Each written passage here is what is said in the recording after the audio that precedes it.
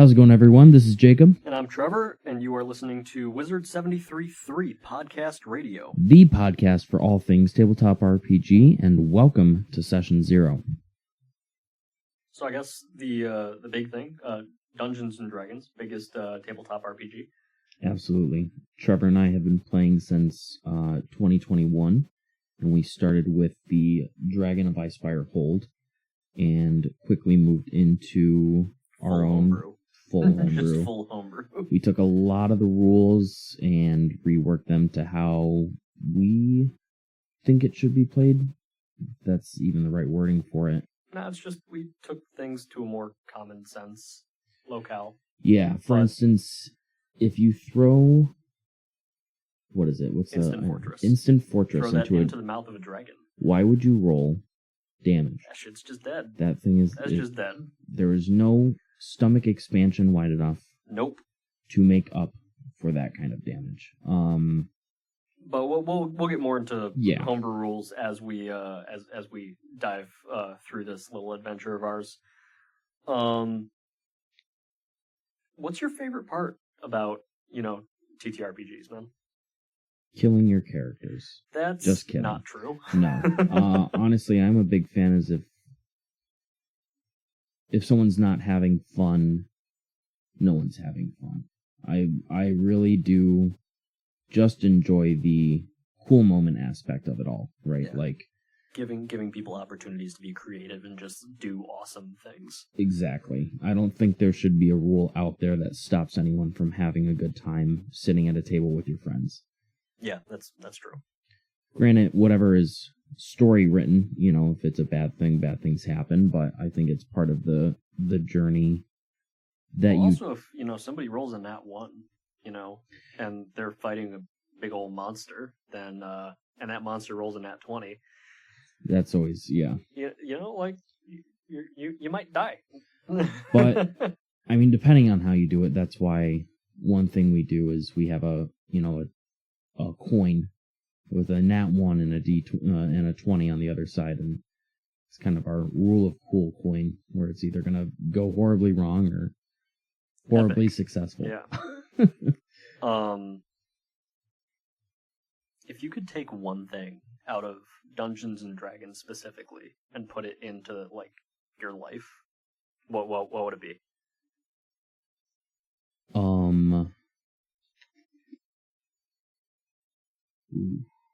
Because, I would not bring rolling for things into the real world. I feel like that's probably the worst thing you could possibly... For me, other than a Tarrasque. Because I don't roll well all that often. Other than a Tarrasque, that's probably the worst thing you could bring into. Imagine going to the coffee shop and you roll a D20 and then you get a 1 and you're like, yeah, you're actually buying everyone's coffee. You're in so much debt now. Yeah. What would you choose? Just fantasy in general. I think seeing a lot of those different creatures would be... Imagine driving to work and there's a griffin, or traffic's held up because a troll is sleeping on a bridge. So, magical creatures? Yeah, I mean, I think a lot of people might fall into that vein of just wanting more than a cat and a dog. Me, it would just be magic. Yeah, just magic flat would be magic. Cool. Let me I don't care what it is. If I can just make a flame dance around my hands, I don't care. If I can throw a fireball, even better. But I don't know. Even if you could do just base magician, just small things, it would just be cool. Prestidigitation, bro. Stop. Never doing a dish again. Nope. You don't have to clean. You don't have to vacuum. It just happens. I think if I were to take one spell and put it into prestidigitation, 110%. Yeah. That too useful in day-to-day life to not really. I 100% agree. Take that out of the book. So I guess one big thing to address for session 0 is your opinion on different DM styles. So we're going to get into that, but I don't really think... I mean, most books, they don't really... They give you a baseline, right? But one thing that's also specified is there are so many ways to do it that there's never really a wrong way. And everyone has preferences that could determine whether it's a right or wrong way of DMing, but I personally am a sucker for in-person miniatures on a table, ready to play, dice trays and all. I'm more of a fan of Theater of the Mind. Yeah. Yeah. We'll get more into that. Anything that you're like really nervous about with starting the podcast? I wrote that down too. I feel like my voice isn't the best for radio. I don't have any soothing sounding voice or an accent. So, I wish I sounded hotter. You know what I mean? Yeah, that's exactly what I have written.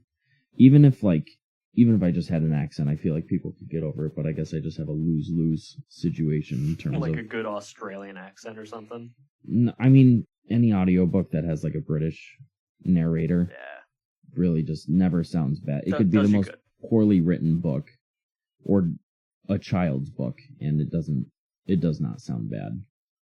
I mean, I hope you guys are kind of getting a gauge for our personalities on this a little bit. We're going to be doing this pretty regularly, and hopefully you can join us along this journey, and we'll have a lot of fun and figure some things out, learn things, and not yell at each other too much. Yeah, we'll see. All right. On to session 1. Everyone have a good one.